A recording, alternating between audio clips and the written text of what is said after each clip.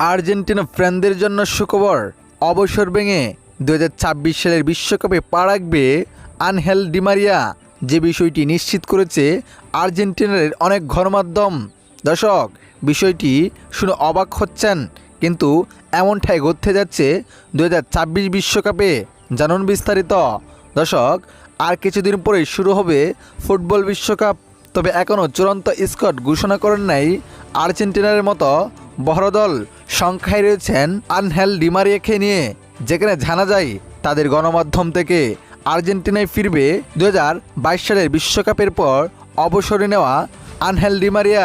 যে বিষয়টি ভালোভাবে জানিয়েছেন তারা, যেখানে তারা উল্লেখ করেন ডি মারিয়া এখনও পুরোপুরি ফিট রয়েছেন ফুটবল বিশ্বকাপে পা রাখতে। তারা এটাও জানায় লিওনেল মেসি যদি এই বয়সেও ফুটবল বিশ্বকাপে পা রাখতে পারে, তাহলে আনহেল ডি মারিয়াও বিশ্বকাপে খেলতে পারবে। সব কিছু ঠিকঠাক থাকলে আর্জেন্টিনার স্কোয়াডে জায়গা পাবেন আনহেল ডি মারিয়া, এমনটাই নিশ্চিত করে জানিয়েছে এই গণমাধ্যমগুলো।